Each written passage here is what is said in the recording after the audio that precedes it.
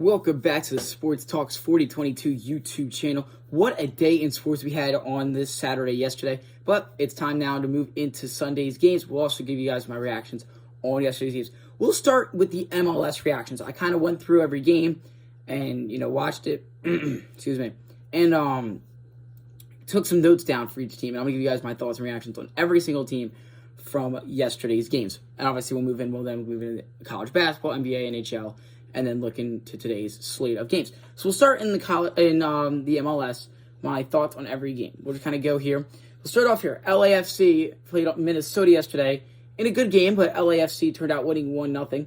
My notes for LAFC. They had a great goal by them. Had that huge goal in the 77th minute, to give them that 1-0 lead and eventually win it. The defense for them, though, looks amazing. There's nothing in my mind that shows me right now that LA's defense is going to struggle. There was kind of that question this year of, hey, were they going to be a struggling team? Were they going to have some problems? But it doesn't look like that yet, because Minnesota's a good scoring team. They are. But the LAFC defense did a great job. But that actually moves into my Minnesota. I thought the offense was going to be really good, but I also don't know. I have the offense was non-existent. They had a total one shot on goal yesterday. You're not going to win. You're not going to be able to score with one total shot on goal. It just isn't going to work. I believe LAFC had like 6 or something. It was a big difference. And that was the reason, I think, the main reason that they lost. They had zero offense out there. I felt they were playing too conservative. And overall, a good 3 points from LA. Moving on, Atlanta and Montreal. Atlanta, Latifi looks like a dog right now. He had 2 goals yesterday in his Atlanta debut, signed for, I believe, $10 million. And he's been balling out this year. We saw him one game. He's already got 2 goals. Absolutely phenomenal stuff. They took advantage of the home field as well. Mercedes-Benz Stadium, crazy atmosphere there. It's a great place to play. They've had welcome into a hard Montreal team, a team that's going to give you problems night in and night out, even though the record may not show that. And they did a great job getting the job done. For Montreal, all I've got is the defense looks a bit shaky. And I think that there's definitely some, problems there for sure. But overall, I still thought they looked pretty good for the most part, even though they lost 3-2. Moving on, Miami and New York. Miami, they're still the best team in the Eastern Conference. There's no question about it. They got a red card early in the game and still able to tie it with a solid New York City team is really very impressive to see what they can do. Miami's still a phenomenal Eastern Conference team. For New York, could not close out the game. That's all I've got for them. They need to learn how to close out games. You cannot be allowing a goal that late in the game. They're down a man. You were that close away from having 3 points. Instead, you had to settle for 1. So, would have been way better if they could have, ended up with the win. But great job by Miami to score late there. Moving on, Columbus and Chicago. For Columbus, they looked great. They took advantage of the Chicago mistakes, and the team is still a top team in the league. There was a lot of questions about this team. They lost a lot of guys from last season's team. They were looking to go back-to-back, but they fell up just a bit short. There was a lot of question about this team. There really was. They had lost a lot of guys. There was a lot of questions going on. But they came out yesterday, dropped a 4-2 W at home against a solid Chicago team, which I'll move into in a second. Just really, really impressive stuff to see from Columbus. They're still a top-tier squad in the league right now, and there's no question about it. So for Chicago, I was expecting this to be a big year for them. I thought they were going to take a big leap forward, but apparently not. They look terrible. The defense is terrible, and they had way too many dumb mistakes, and they're still a bottom team in the MLS. You cannot be allowing these simple mistakes. This is beginner soccer mistakes right here. It was just, and Columbus took all advantage over it and got a great W. For moving on, DC and Toronto. DC had 0 second half offense. They looked phenomenal in the opening half. In the second half, it felt like they just shut down, and they had way too many dumb penalties. They gave away, a Toronto penalty kick, which ended up tying that game. That's the difference between 1 point and 3 points right there. And I think they, needed to take advantage of that, and they didn't take advantage of the home field. Also, you're playing against a Toronto team who's not that great. No offense to Toronto, they're just not that great. For Toronto, the defense played good. I thought I know they allowed the 2 goals, but shutting down the second half team, and the team actually looks pretty solid right now. That's what I got from there. Orlando and Philadelphia yesterday. Philadelphia wins 4-2. For Orlando, they do not know how to start a season on a positive note. They always end up as this mad team, and then the second half of the year they finally get good and actually start to step up. And their defense looks bad. I'm just going to say, the defense does not look good for Orlando. I felt they turned the ball over too many times. I thought there could have been some saves in there they could have had. But yeah, for the Union, they looked great. They really did. I thought they looked really good yesterday. Blake is still a top-tier goaltender in the league. There's no question about it. I know he allowed the 2 goals, but the one he could have gotten, but the other one was just perfectly placed. Nothing you can do about it. And the offense looks amazing still. There was a lot of questions as well. They lost 2 key pieces to the offense, and they look good. They still put 4 goals last night. A nice win. The final early window game between Cincinnati and the New York Red Bulls. Cincinnati just got a great W. I thought this was a big game for them at home to open up the year in February against the team who I think is going to finish third in the Eastern Conference in the New York Red Bulls. For the Red Bulls, they still look good. Nothing to be worried about. I know they could have maybe could have found a way to get a goal, but I think Cincinnati's the second best team in the Eastern Conference. There's no question about it. I think overall a solid performance. Moving on to the 7:30 window, St. Louis, Colorado. There was no offense in this game at all. For St. Louis, I thought that they had a good point here. Had to go on the road, and were able to pull out a point, which I think is something. It's all right. They at least got the point. I thought both teams played way too defensively as well. That kind of goes for both teams. I felt nobody really wanted to try to make that big push for a goal, and both teams were just trying to, hey, let's not make the mistake. Let's play conservative here. It's early in the year, and I don't like that mentality. Next up, Houston and Dallas. Houston, second half collapse. Had a 1-0 lead. Then it was 1-1, and then that second half, everything just shut off for this team. Nothing was connecting with them. Nothing was looking good, and I think I'm very scared about the team. They're going to be struggling a lot this year. I can see it already. They allowed that really dumb goal late there. They let a breakaway happen because they were, complaining about a call, and you just can't be doing that. And Dallas going on the road to their rival and getting a 2-1 victory is amazing stuff to see. Next up, Nashville, New England. I literally have one thing. There was 0 offense in this game. It's hard to tell with these 0-0 games really what to expect, but it wasn't like some good point for New England or a good point for Nashville. It was just this. Both teams just played too defensively. But it wasn't even that. I thought both offenses looked very sloppy as well, and no one was able to score anything. So a little bit lame there, but it is what it is.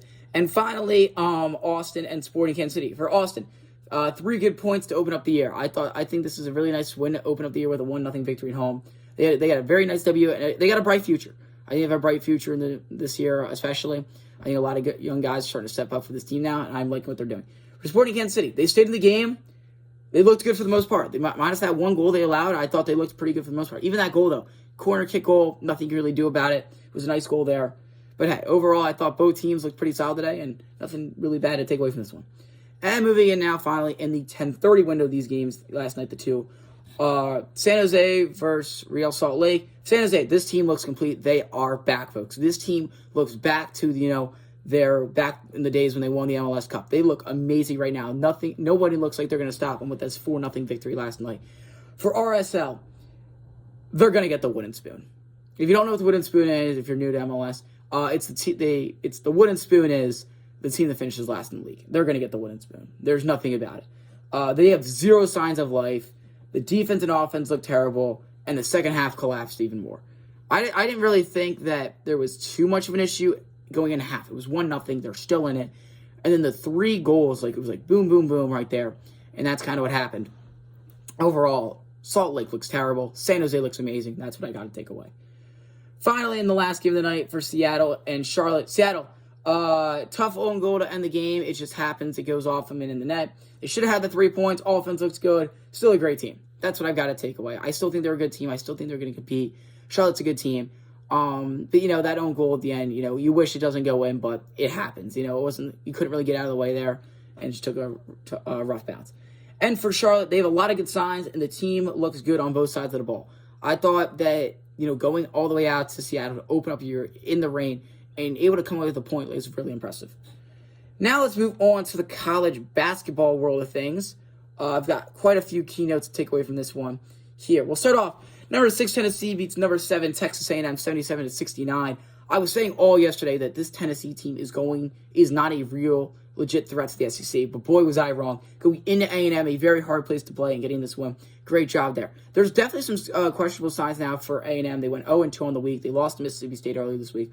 There's definitely, hey, is A&M maybe this more of a fraudulent team? I don't know. We'll see what happens, though. Next up, Oregon gets a crazy comeback W in overtime against number 11 Wisconsin on the road, 77-73. Oregon is still a team in my mind right now, or I just don't know what to feel. I don't know how to feel about this team.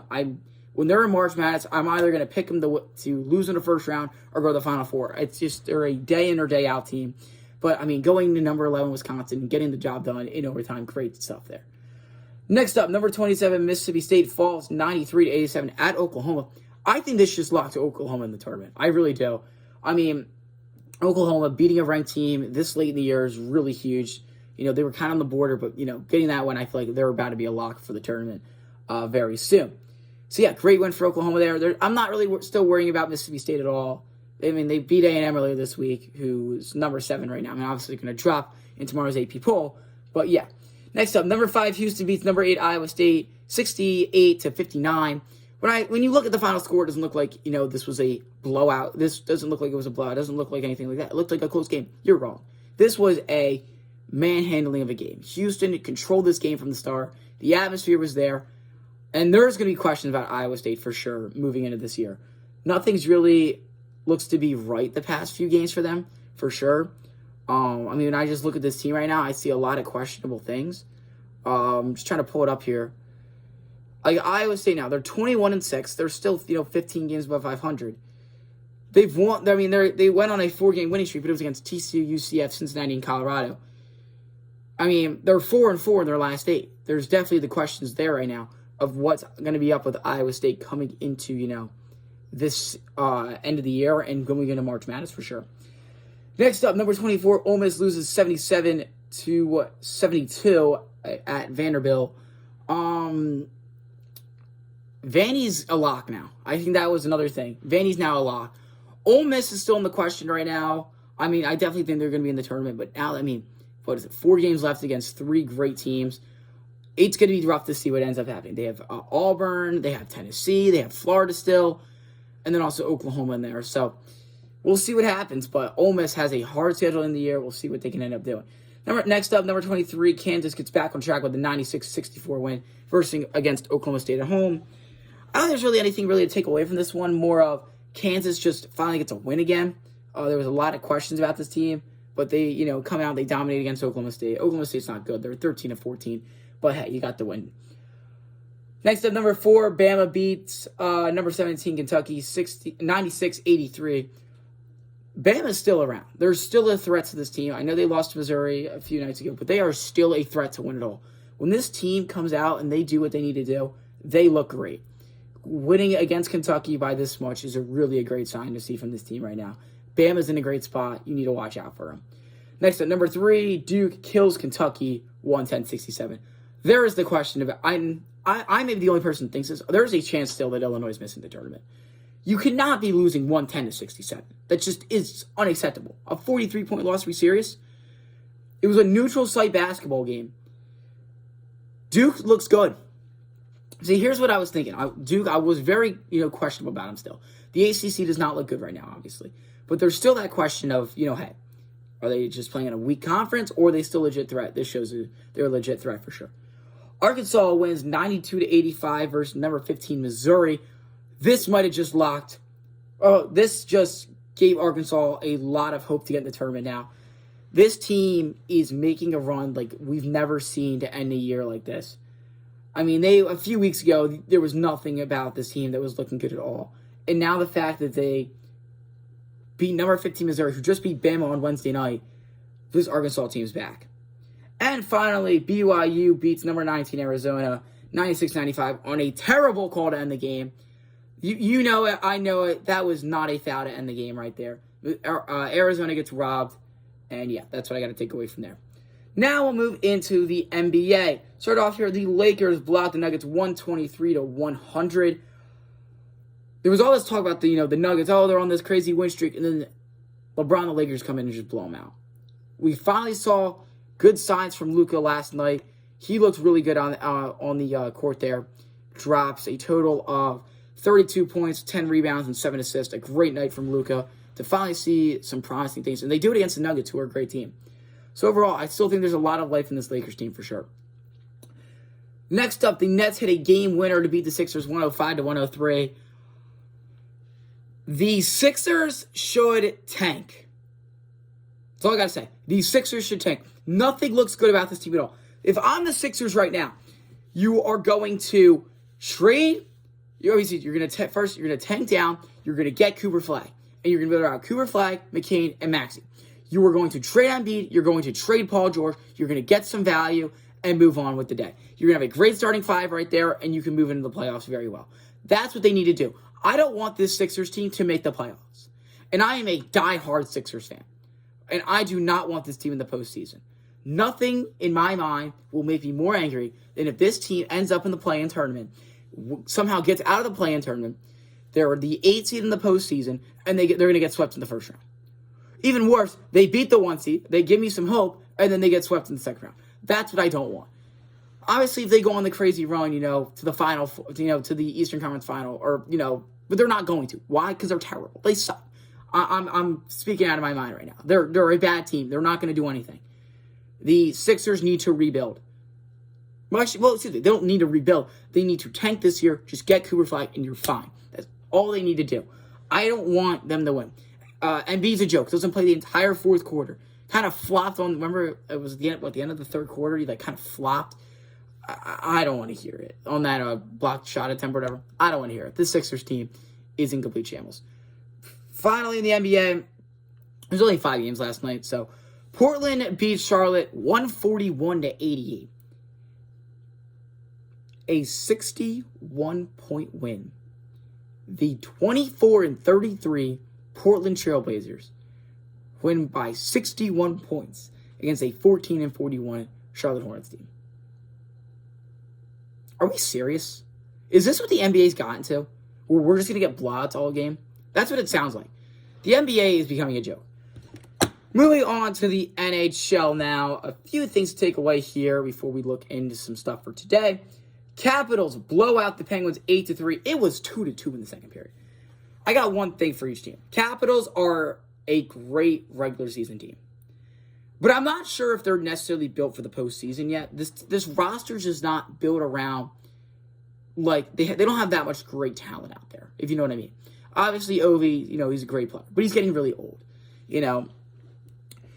But the thing that will get really interesting is when the postseason rolls around. By the way, Penguins suck. They look terrible. I mean, it was a 2-2 game and halfway through the second period or whatever it was. And then the Caps going to score, 5 straight goals in the Pens score, then the Caps just scored again for 8-3 W. Great job to the Washington Capitals, though, for getting this win. Ovechkin owns Crosby. Who said that? Moving on. Maple Leafs win 6-3 versus the Hurricanes last night. The Leafs are a good team. They look good. They really do. I think there is a lot of high hopes about this Maple Leafs team right now.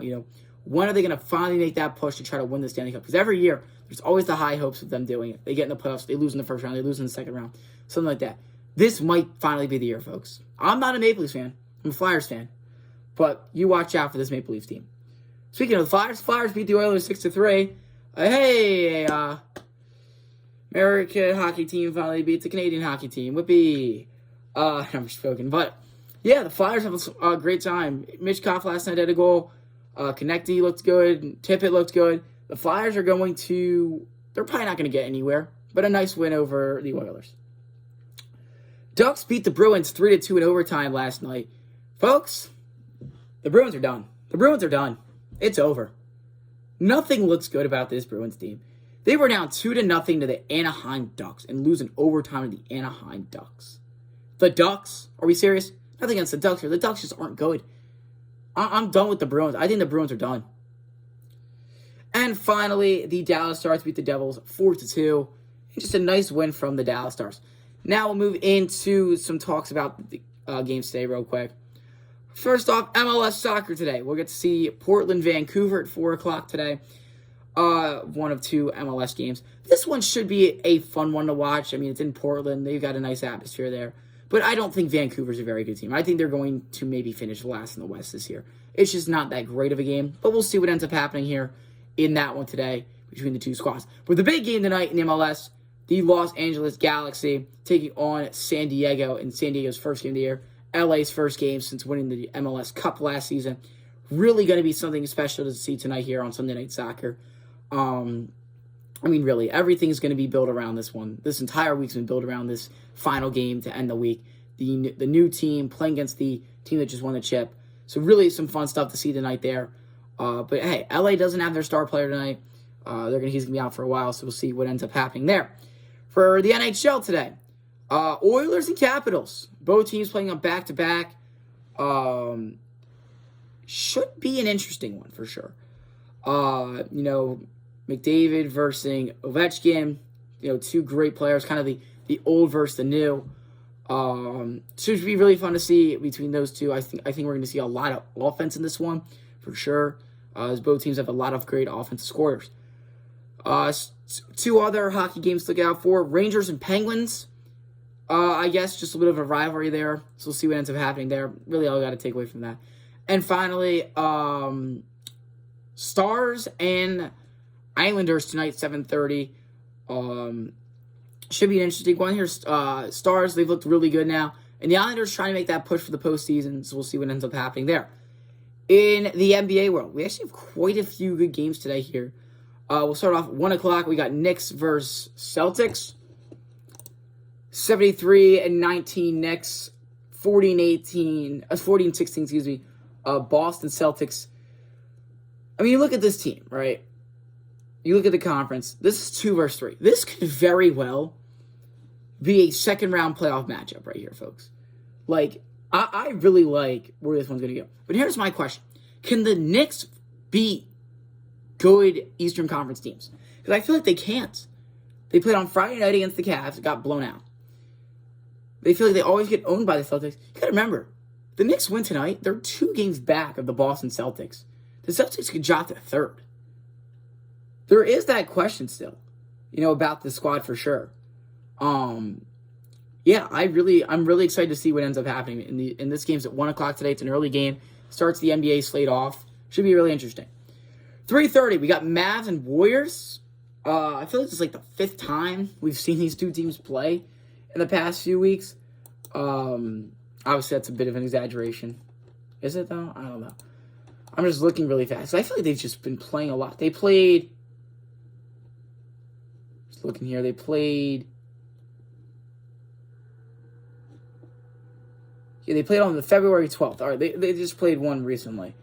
The Mavericks won that 111-107. So, I just feel we look at this game too much, and we'll get to see some Clay action, hopefully. Kyrie's going to go against Curry, which is always fun to see as well. So we'll see what ends up happening here. Some storylines, but, nothing too crazy. The game that I'm looking out for tonight is, I think, the game of the week, and no one even realizes it, because this team does not get talked about. The Grizzlies and Cavs tonight is going to be awesome. The 46-10 Cavaliers taking on the second-best team in the West at 37-19, Memphis Grizzlies, folks. This is a great game, and nobody even realizes it. The Grizzlies have a chance to do something great tonight in Cleveland and get this huge victory. And you need to recognize that this Cavs team is good, but so is this Grizzlies team, and they're going to hang around tonight, and you watch out for them. 1 in the East versus 2 in the West should be really fun. And finally, the Thunder and T-Wolves. The Timberwolves got to start winning. They're a game out of the 6th seed right now. They're currently at the 7th seed.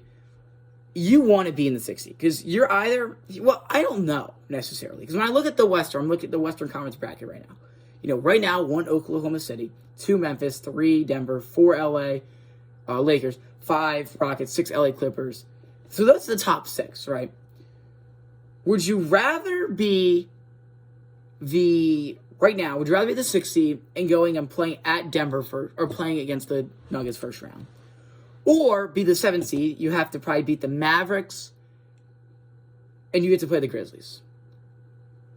Who would you rather play? Grizzlies or Nuggets? That's the question. Who would you rather play, the Grizzlies or the Nuggets? Because a lot of people are going to say the Nuggets, but I actually don't. I think I'd rather play I think a lot of people say they'd rather play the Grizzlies. I think I'd rather play the Nuggets. I just don't really feel that great about this Nuggets team. I know they're 9-1 their last 10. They're very hot right now. Don't get me wrong. But The only guy that scares me on this team right now, really, is Jokic. I'm not really scared anymore about Russ. I think he's kind of slowly gotten a little bit worse. So, hey, what do I know? We'll see what ends up happening. And finally, some college basketball stuff today here. Two notable games. One game just starting right now, actually, UConn and St. John's right now. This is a big game in the Big East because there's not a real big team right now in the Big East.